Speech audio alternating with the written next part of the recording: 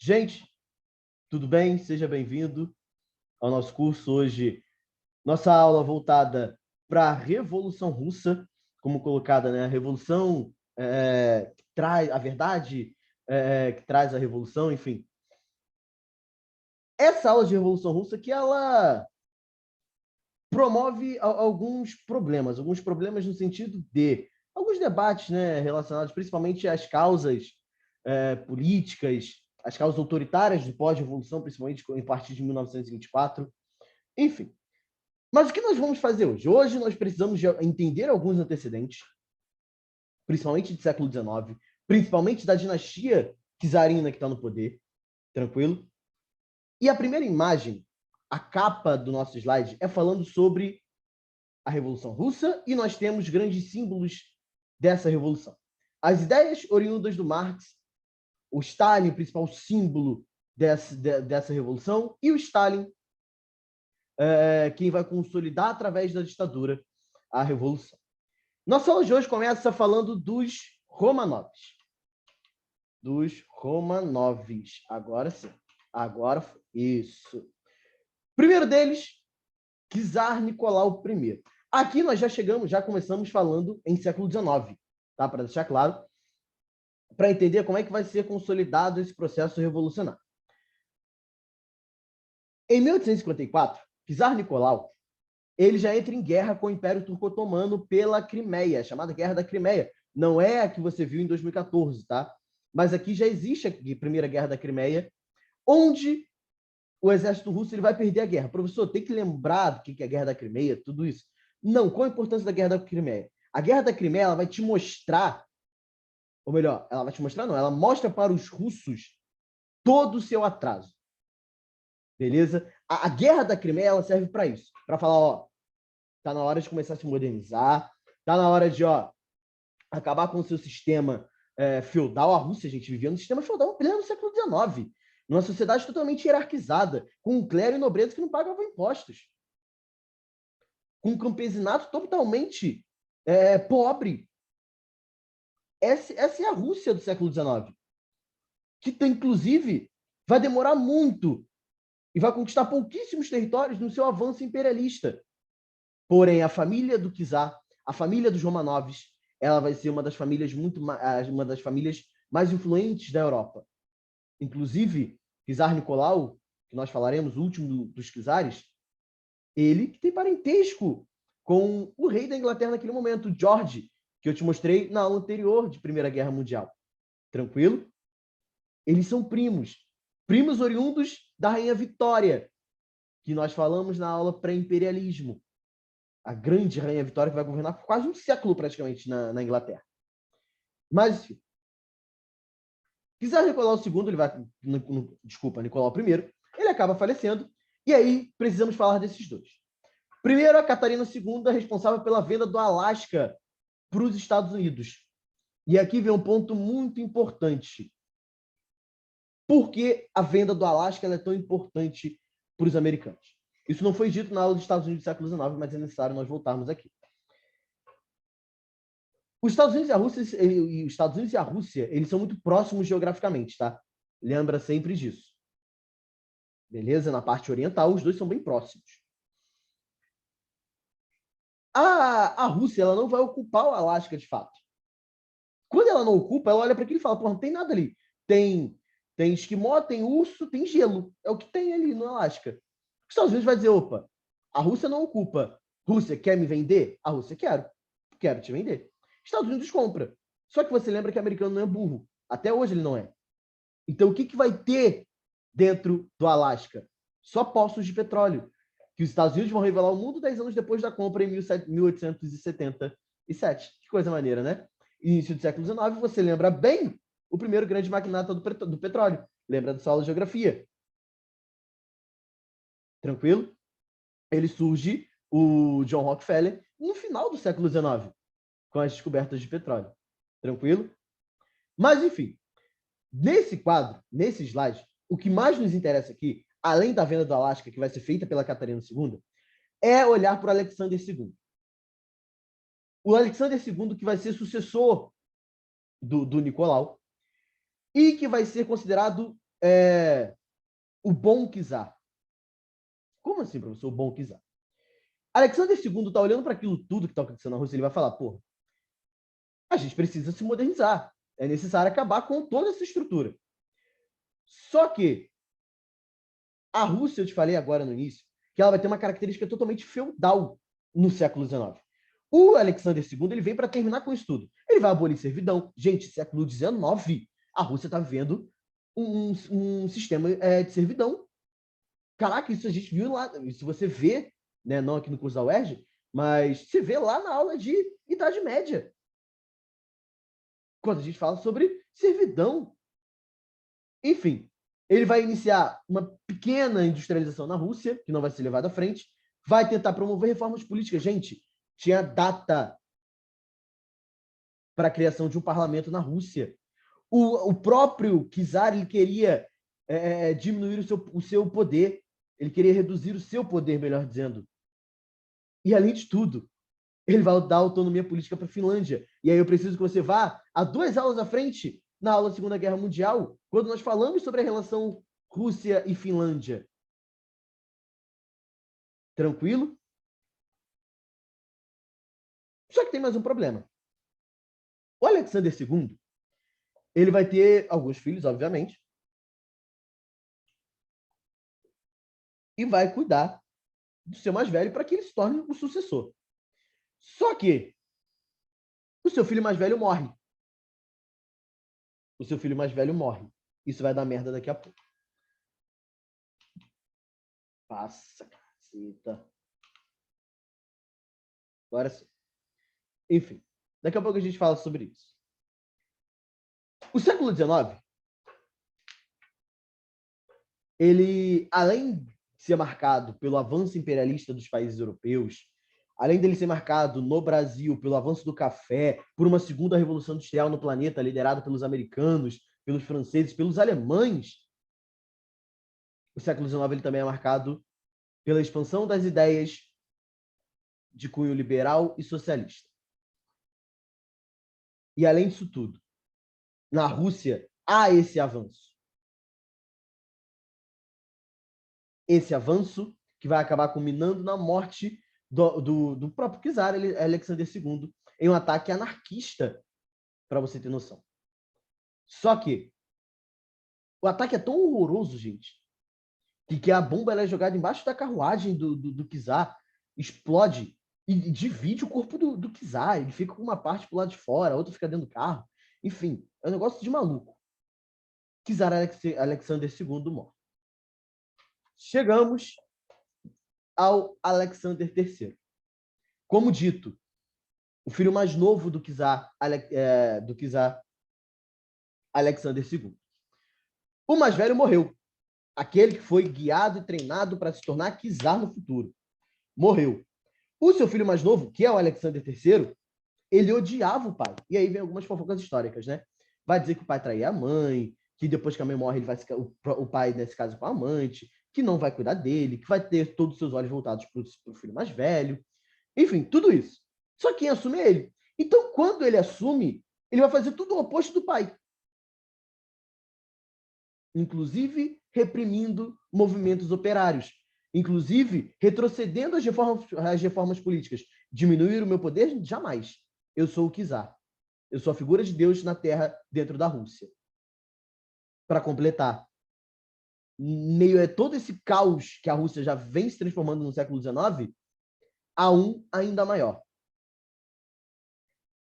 Alexandre Ulyanov. Professor, quem é essa praga? Eu nunca ouvi falar. Muitas pessoas nunca ouviram falar no Alexander Ulyanov, mas você já ouviu falar no seu irmão. Lenin Ulyanov. Alexander Ulyanov, irmão de Lenin. E por que a morte dele é tão importante nesse cenário da Rússia? Ele é o irmão mais velho do Lenin. Quando ele é assassinado, tem quadros que representam essa morte do Alexander. Eles vão ser de família de burgueses não, né? Nobres, enfim. O Lenin ele vai olhar para aquilo e vai falar, porra, Calma, calma, calma, calma, calma. Enfim, calma. É aqui, eu esqueci que é aqui. Enfim. O Alexander, quando ele morre, quando ele é assassinado, ele é fuzilado em praça pública. O Lenin vai olhar para aquilo e vai dizer o quê? Porra, calma aí. Eu quero entender o porquê do meu irmão ter sido morto. E se não fosse a morte do Alexander Ulyanov, possivelmente o Lenin não se tornaria o político que se tornou. A morte do irmão faz com que Lenin viaje o mundo estudando teorias. O Alexander Ulyanov era um grande anarquista. Só que o Lenin olha para aquilo e fala: porra, o anarquismo não combina. O anarquismo dentro da Rússia não vai dar certo. Então ele vai adotar as ideias marxistas, as ideias socialistas. Tranquilo? Bom, daqui a pouco a gente volta nisso, Regis. Você vai entender o que é daqui a pouco. Enfim. Nesse momento, é a principal parte da aula agora, né? Que é quando chega ao poder o Nicolau II, que vai ter, a Rússia, no início do século XX, ainda vai ter aquele caráter absolutista. Ele vai se casar com uma alemã. Isso vai, porra, ele vai forçar tudo que ele puder para casar com essa alemã, porque já tinha relacionamento desde de mais novos, enfim. Havia dificuldades por conta da aproximação que ele já tinha, por exemplo, com os outros países capitalistas, e a Alemanha surgindo, você lembra que vai causar principalmente o primeiro grande conflito mundial. Enfim, além disso tudo, né, a aproximação da Alemanha com a Áustria, que tinha conflitos com o próprio Império Russo, enfim. A própria nobreza russa, ela vai virar os olhos para esse casamento. Mas ele consegue forçar ainda mais e consegue se casar com ela.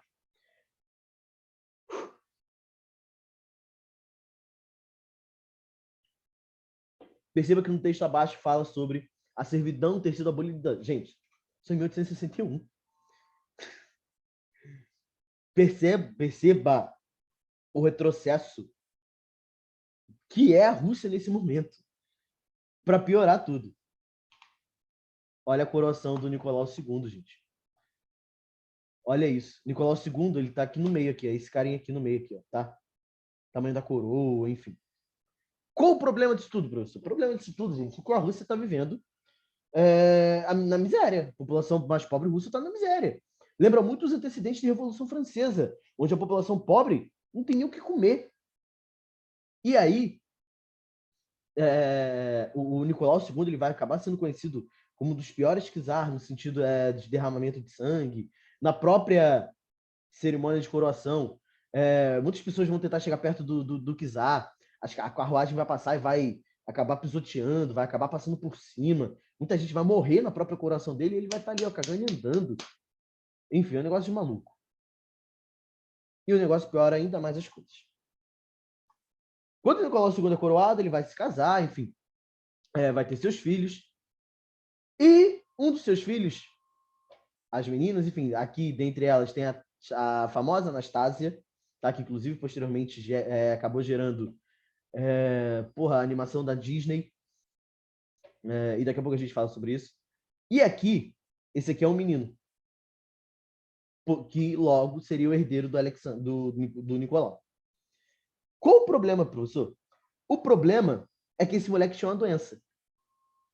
Uma doença relacionada com a coagulação do sangue. E que não tinha cura. A família do Romanovs, do czar Nicolau II, vai buscar todos os médicos do planeta que você imaginar. Se eu não me engano, o nome da doença é hemofilia, algo assim, enfim. Mas aí mais área de biologia. E ninguém, todo mundo fala que não tem jeito. Até que chega um dos caras pro czar e fala: czar, tem um cara aqui na Rússia que ele é conhecido por fazer milagres. Já foi o spoiler, né? Enfim, que ele é conhecido por fazer milagres. Quer que eu traga ele aqui? O czar concorda. Chega no palácio Rasputin. Este cidadão, que ninguém sabe direito como é que era a vida dele de fato, tá? Antes dele chegar no palácio. Porém, ele consegue curar um moleque. Impressionante, tá? Ele consegue curar um moleque. Ele era todo maluco, tá? Religioso ao extremo, ortodoxo. Ele vai dizer que para você encontrar... Porra, qual o nome que se dá? Para você encontrar o perdão, você precisa pecar primeiro. Enfim, ou seja, antes de você buscar o perdão, você precisa buscar o pecado para depois de você buscar o perdão. Enfim, é um negócio de maluco. A gente está falando do Rasputin. Ele que, enfim, depois, já no final da sua vida, vai ser acusado de manipular meninas virgens, enfim. Ele é doidão, mas se aproxima da família. Se aproxima do palácio, vai ganhar um quarto dentro do palácio. Pô, ele conseguiu curar o filho do czar, que ninguém no planeta havia conseguido. É um espetáculo que ele fez. Conseguiu estar dentro do palácio agora. E vai estar sempre rodeado de mulheres. Apesar de horroroso, sempre foi o que nós chamamos de mulherengo. E do outro lado, professor, até agora você está falando da família Romanov, falou agora do Rasputin, nada de iniciar o processo revolucionário, até a formação deste grupo. A Liga de Luta pela Emancipação da Classe Operária de São Petersburgo, formada pelos principais líderes, nesse momento ainda jovens, tá? Isso aqui é final do século XIX. E eu preciso que você se atente para esses dois aqui, ó. Vladimir Lenin e o Martov. Professor, o que tem esses dois caras? O Lenin eu conheço. O Lenin é aquele que vai liderar todo o projeto revolucionário a partir de 17. Correto. Só que eles vão ter algumas diferenças. O Lenin, ele vai ser o líder do que nós chamamos dos bolcheviques, aqueles que vão acreditar que a revolução se dá através da ditadura do proletariado. O Martov, não. O Martov acreditava que você poderia fazer a revolução a partir do campo democrático. É aquilo que você conhece hoje como uma social-democracia. Porra, a gente vai chegar no poder, a gente vai conseguir maioria no parlamento e vamos iniciar a promoção de reforma agrária, iniciar a distribuição de riqueza de forma igualitária. Enfim, essa era a ideia do Martov e de quem vai seguir o Martov, que são os chamados mencheviques. Tranquilo? Só para deixar claro, do lado de cá nós temos o Trotsky, que vai acabar se aliando ao Stalin. Mas eu preciso que você fique e não esqueça desses dois caras aqui, o Lenin e o Martov. Ainda bem jovens nessa imagem, tranquilo? Em 1897, eles ainda estão juntos, lutando por uma causa, acabar com a monarquia. Tranquilo? Esses partidos vão se formar da seguinte forma. Nós temos o Cadete, um partido totalmente diferente, tá? Esse liderado pela alta burguesia. A alta burguesia, você lembra, que odeia pobre. Se odeia pobre, então, eles vão querer chegar ao poder. Eles não vão querer acabar com a monarquia. Vão ter monarquia, só que eles também querem poder. Monarquia parlamentar, nada melhor do que isso. Entendeu? E além disso tudo, monarquia parlamentar, onde você vai ter o voto, desde que ele seja censitário. O pobre não pode votar, porque você odeia pobre. Enfim, iniciar a partir daí a Revolução Industrial na Rússia. Esses são os cadetes. O cadete, né, que é um grupo político. O outro partido político é esse, Partido Operário Social Democrático Russo. Tranquilo? É esse nome todo aí. Que é dividido em dois grupos. Ou seja, existe o partido e dentro... Existe o partido, acho que agora vai. E dentro do partido existe dois grupos, menchevique e bolchevique. Professor, eu sempre ouvi na minha vida toda que o menchevique era a alta burguesia. Erradíssimo. Menchevique é a média burguesia. Tranquilo? É a classe média, que vai desejar um socialismo moderado, um governo democrático, que vai ter como os líderes como líder o próprio Martov, que nós acabamos de citar. Os bolcheviques não, totalmente oposto. Aí vai ser a maioria, porque aí você pega todo o povo, de fato, todo o trabalhador. É a ideia da revolução, de fato, iniciar através da luta, do trabalhador chegando ao poder, da ditadura proletariada. da ditadura operária pode aparecer dessa forma também, e que vai ter como líderes o Lenin e o Trotsky que nós citamos. Tranquilo? Eu preciso que você lembre principalmente desses dois grupos. Por quê? Nós ainda não vamos falar, de fato, dos conflitos internos. Porque para a gente entender todo esse problema na Rússia, a gente precisa entender o conflito externo, que é a guerra russo-japonesa.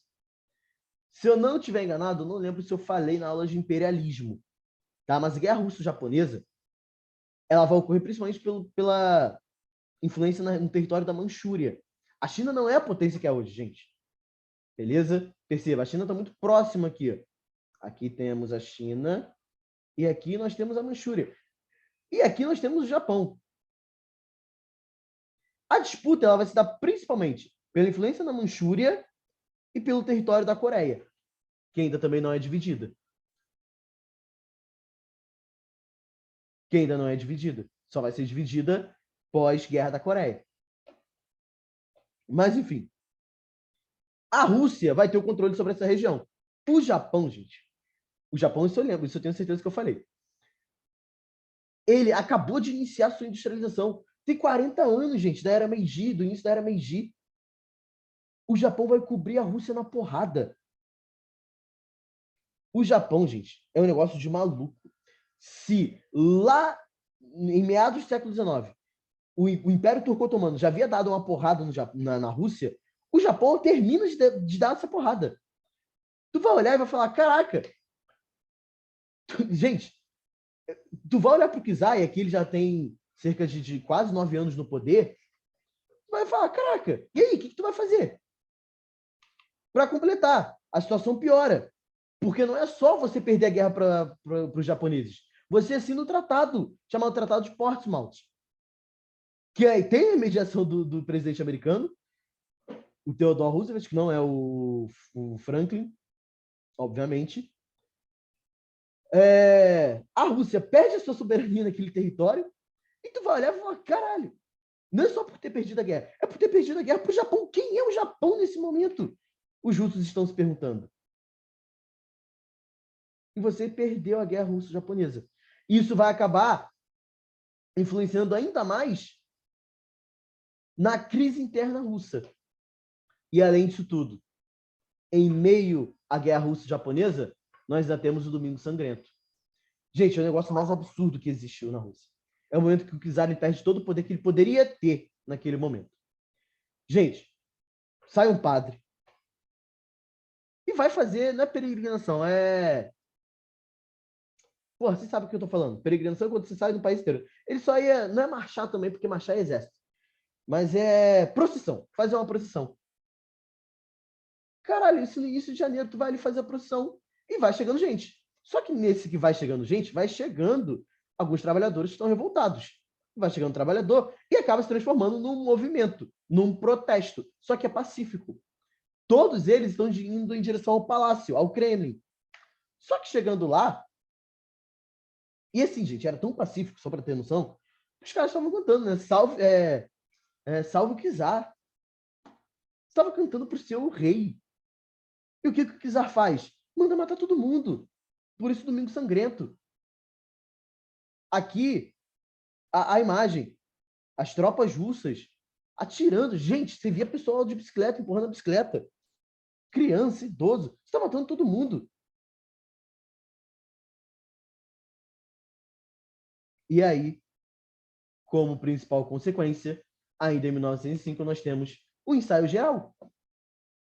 Essa imagem é muito impressionante, porque perceba a quantidade de mulher, gente. Isso aqui é no dia 8 de outubro.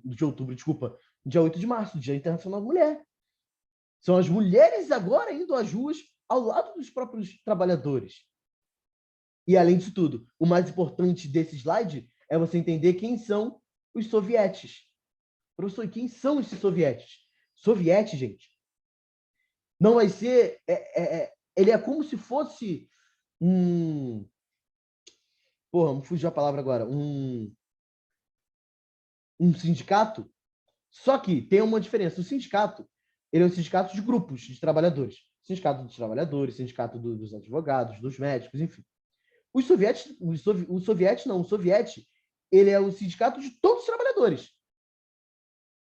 Ou seja, não é só você não vai ter ali só o cara que é professor, o cara que é só advogado, não. Dentro do soviético você vai ter o professor, o advogado, o médico, o engenheiro. Tá todo mundo ali no soviético. Isso aqui é um problema do cacete pro imperador. E você vai entender o porquê. Olha aqui. Vendo que tá dando tanta merda, o Czar Nicolau ele olha e fala: pô, calma aí, vou dar um passo atrás. Do jeito que tá, vai dar merda. Então ele promove o que nós chamamos de Manifesto de Outubro. O que, que é isso? Ele vai conceder alguns direitos. Liberdade de expressão, concede o voto, por exemplo, mas é censitário, vai criar o parlamento, só que o parlamento, que nós chamamos de Duma, por exemplo, só entra não, né? Na verdade, só vai ser eleito para o parlamento a burguesia, porque o voto é censitário. Conseguiu acalmar os ânimos. O nome, gente, o nome recebido, né, gente? O ensaio geral, o ensaio para quê? O ensaio para a Revolução. Vai acontecer daqui a 12 anos, né, em 1917. Por isso nós chamamos de ensaio geral. O imperador, ele acaba de... Imperador não, né? Na verdade, o czar, ele acaba de estabelecer uma monarquia constitucional. Ele diminuiu o seu poder. Ele colocou a alta burguesia no poder.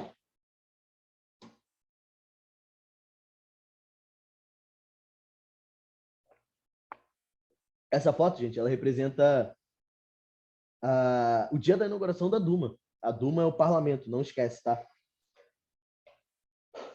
E aí, novamente, nós temos essa estrutura político-partidária, né? já citada anteriormente, com o Cadete, Partido Constitucional Democrata, o Partido Operário Social Democrata Russo, também dividido em menchevique e bolchevique.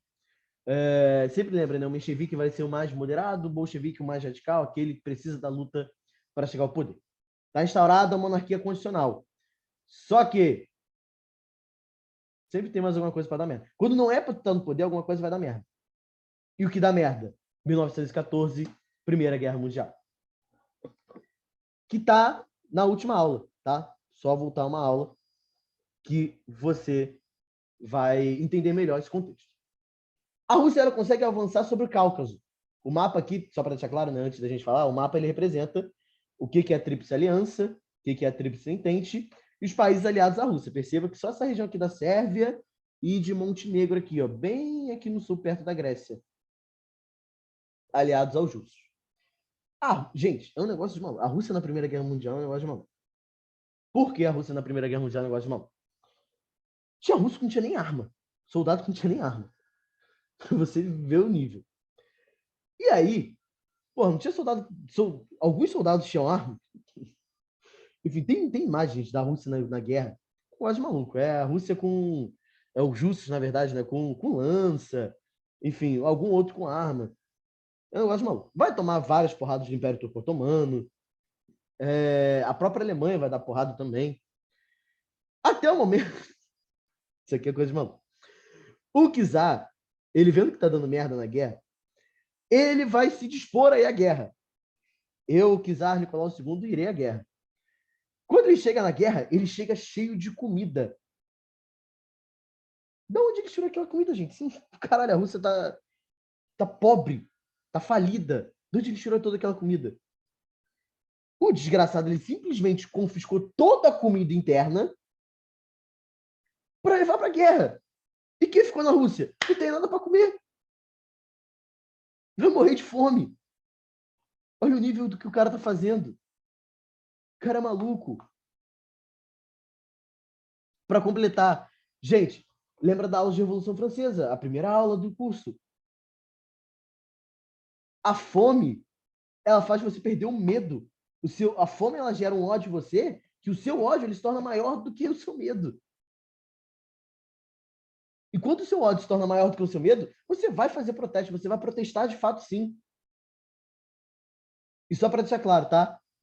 Naqueles conflitos lá de 1905, no ensaio geral, o Lenin ele se autoexilou fora da Rússia, tá? Só para deixar claro. Assim como o Trotsky também, que vai tentar organizar junto com as internacionais comunistas dentro da Europa. Só para deixar claro, porque eu preciso dessa informação para daqui a pouco. Mas o Kizar, ele simplesmente acabou com a comida russa interna. Enfim, a Rússia, você já sabe, ela vai sair da guerra só em 17, através do Tratado de Brest-Litovsk, enfim. Mas isso a gente volta a falar daqui a pouco. Por que tem mais isso? Voltamos a falar do cidadão. Professor, que cidadão? Rasputin, a cara do desgraçado aqui, ó. Gente, o Rasputin, no meio ao conflito, né? Lembra, lá no início, quando o Rasputin ele surge, né? Quando a primeira vez que nós falamos sobre ele, nós falamos como um cara curandeiro, como um cara que... como é que eu posso dizer? Vai acabar curando o próprio filho do czar, da doença. Curar não, né? Um moleque só não morre. E vai ganhar quarto dentro do palácio. É o único que tem acesso ao quarto das meninas, o quarto das filhas do rei, do imperador, do czar, melhor dizendo. E perceba, ele vai estar sempre circulado de mulheres. Quando você está com fome... gente, quando você está com fome, graças a Deus nós nunca passamos por isso. Você começa a culpar todo mundo. E a culpa vai cair em cima do Rasputin. E você vai começar a acusar o Rasputin de várias outras coisas. Aquilo que eu citei no início, né? Dizendo que ele vai tomar uma facada no umbigo, né? De uma mulher, dizendo que ele não manipulava, né? Mas que ele seduzia as meninas virgens, enfim. Negócio de maluco. Até o momento que o Rasputin vai ser morto. Um dos soldados soviéticos vai dar uma água para ele beber com veneno. Ele toma água, vai acabar desmaiando por causa do veneno, vai tomar 3 tiros de fuzil, e seu corpo só é encontrado às margens de um rio, 400 metros de um rio na Rússia. É isso, gente. O cara é tão desgraçado que tomou veneno, tomou 3 tiros de fuzil, jogaram seu corpo no rio, ele não tinha morrido ainda, ele consegue sair do rio e consegue se segurar numa árvore, que é onde ele morre, 400 metros do rio. Encontra o corpo dele lá, já todo destroçado já. Enfim. Aqui as imagens do enterro do Rasputin. Enfim. Que acaba sendo enterrado praticamente como um... não um tirano, né? Mas um maluco, de fato. Se chegamos em Guerra Mundial, em 14, a Rússia está vivendo toda a crise interna. E aí iniciamos de 1917. Nicolau, na merda, renuncia. Quando ele renuncia, quem você acha que vai chegar ao poder? Quem já estava no parlamento? Opa, a alta burguesia. Quando a burguesia chega ao poder não, né? Eles tomam o poder, de fato, os cadetes junto aos mencheviques, vão tomar o poder, vão acabar exilando a família Romanov dentro da própria Rússia, tá? No chamado Palácio de Inverno. E esse governo, você lembra bem que os mencheviques, principalmente, eles não são ditadores, não defendem uma revolução através da luta, através do conflito, enfim. Então você já entende que eles vão estabelecer uma república, vai dar anistia a todos os exilados políticos. Opa! Volta 2 caras. Lenin e Trotsky retornam. Retornaram Lenin e Trotsky. Isso vai dar merda daqui a pouco. Só que eles não conseguem fazer o mais necessário. Acabar com a fome na Rússia. Acabar com a miséria. E, ao mesmo tempo, eles também não conseguem sair da Primeira Guerra Mundial. Por quê? Eles vão defender ainda o sistema capitalista. E aqueles capitalistas, Estados Unidos, Inglaterra, a França, eles não querem que a Rússia saia do conflito. Por quê? Porque se a Rússia simplesmente sai, a Alemanha volta a ter uma única frente, que é a frente ocidental. Com a Rússia ainda no conflito, a Alemanha está em 2 frentes aqui. Ó. Então o exército alemão está dividido, que era tudo o que a Entente queria. Então, desse jeito, separados, a Rússia não poderia sair do conflito. A Rússia não sai. Os mencheviques, junto aos cadetes, mantêm a Rússia na guerra. Além disso tudo, você não consegue dividir a riqueza. E você vai entender daqui a pouco como isso funciona. Só para deixar claro, tá? A Revolução de Fevereiro ela continua. Não é só porque o Nicolau saiu que acabou, não. Você está passando fome ainda. Vai dar merda. E você passando fome, você começa a seguir um cara. E aí é a clássica imagem do Lenin em São Petersburgo, discursando para a população. Discursando para os soviéticos, né, em geral. Lenin vai dizer... Lenin é o cara... Na verdade, Lenin é o cara responsável pelas ideias, né? Sobre como transformar a Rússia num país socialista, sobre como recuperar a economia russa, sobre como chegar ao poder. Lenin é esse cara. Professor o Trotsky. O Trotsky é o cara que vai formar o Exército Vermelho, o Exército Socialista, o Exército Comunista. Esse é o Trotsky. Trotsky é o cara que vai estar ali dentro da sociedade, dentro da população. Tranquilo? É aquele que vai trazer o cara.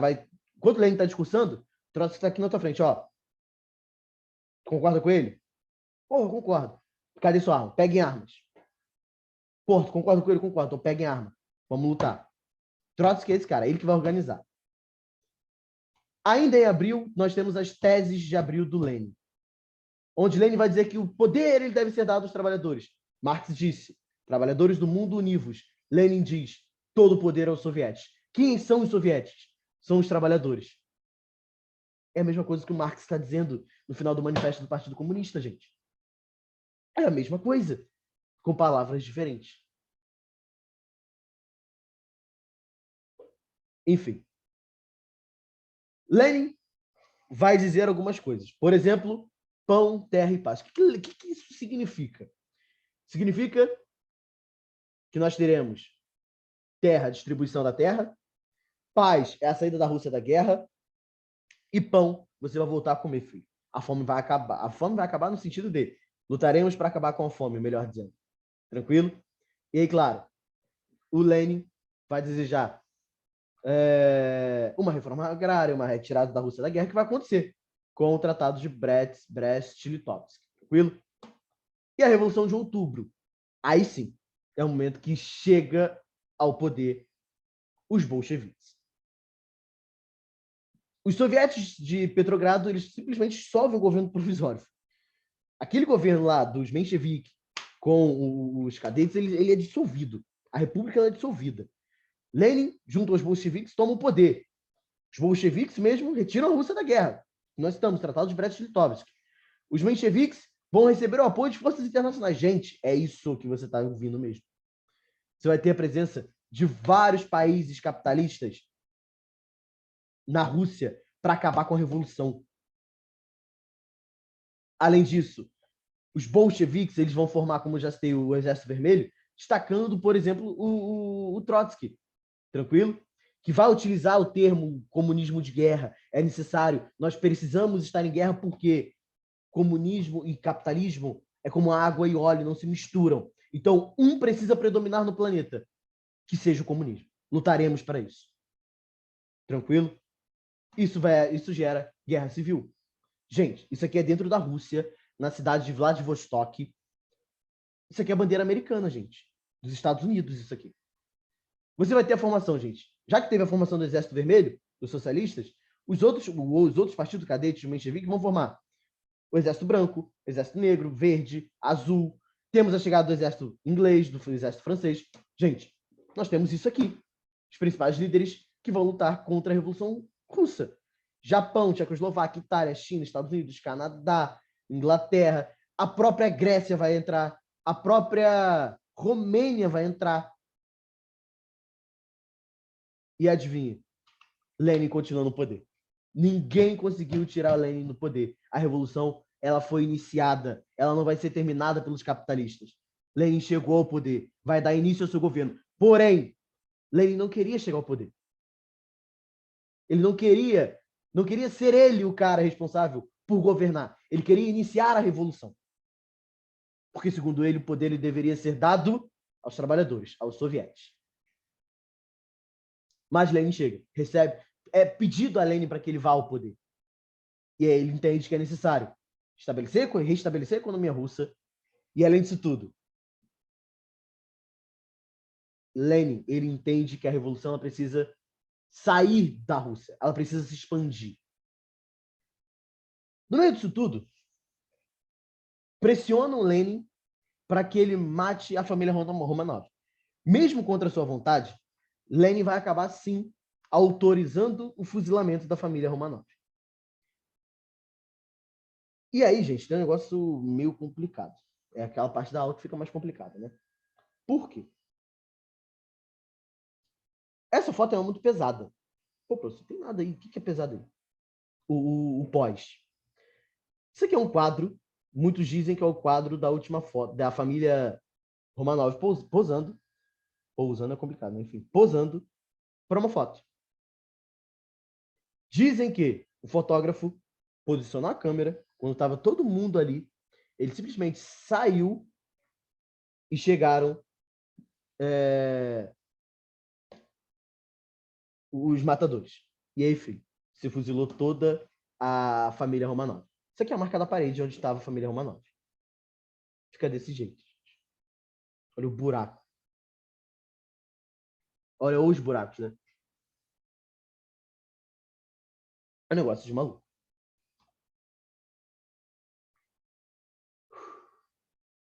Feito isso, é necessário você formar agora o que você conhece como União das Repúblicas Socialistas Soviéticas.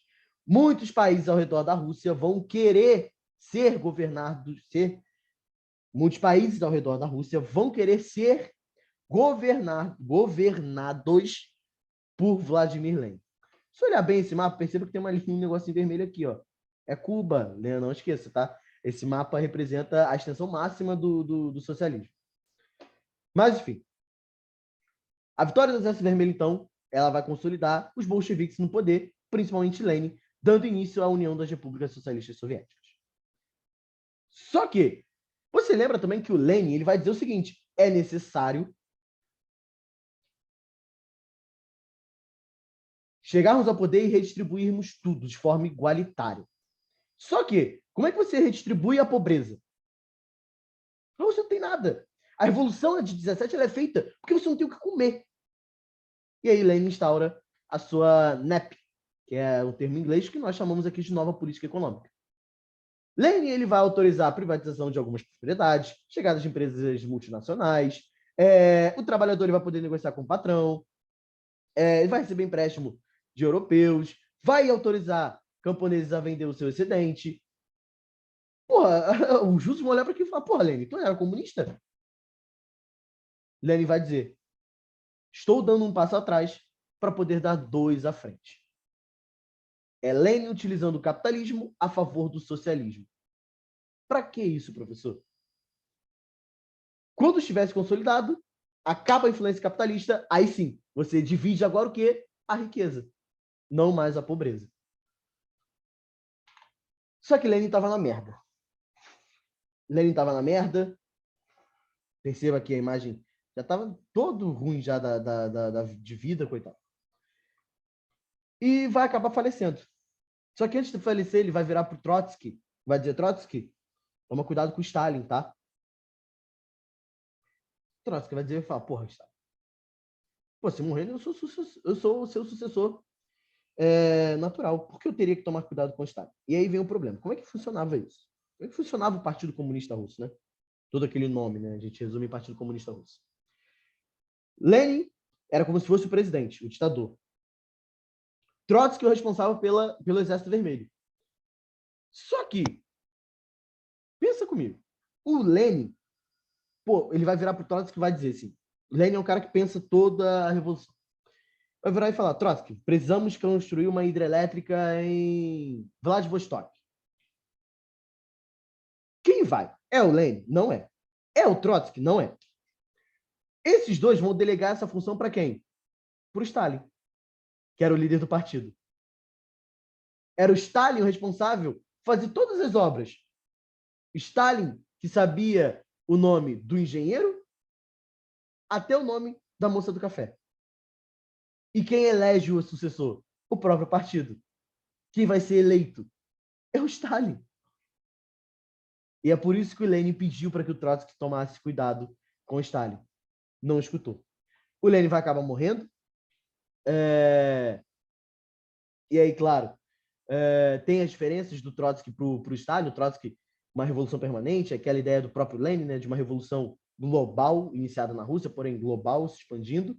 Stalin não, que a revolução deveria ser mantida na União Soviética. Tranquilo?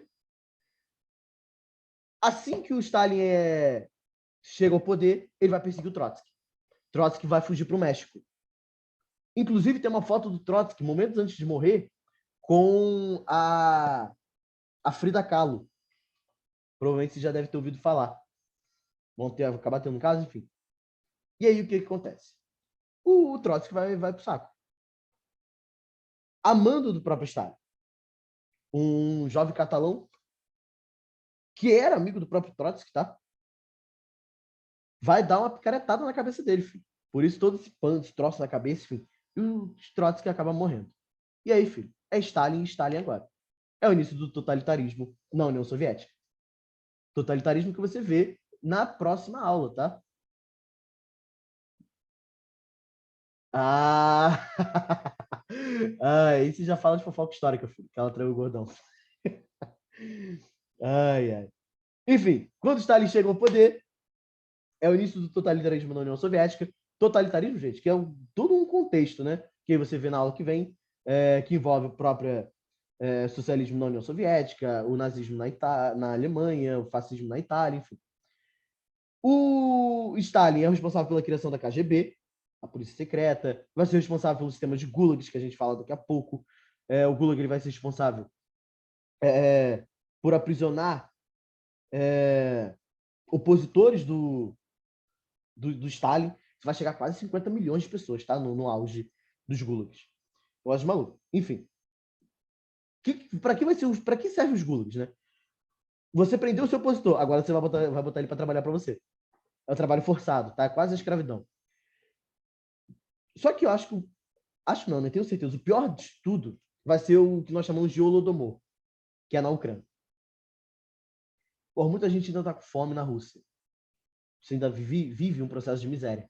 Aquela política do Lenin, ela foi iniciada, ela não foi concluída. O Stalin olha para aquilo, o que o Stalin vai fazer? Ele vai na Ucrânia, vai recolher todos os grãos da Ucrânia, tudo que tiver de comida na Ucrânia, ele tira da Ucrânia e fecha a fronteira. É o que nós chamamos de Holodomor. Porra. Que é isso aqui? Ou isso aqui